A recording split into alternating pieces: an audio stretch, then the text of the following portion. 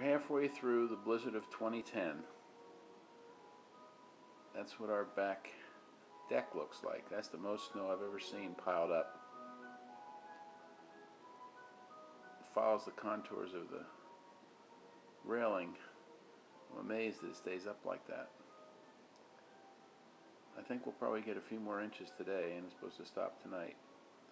It's Saturday, February 6th, 2010.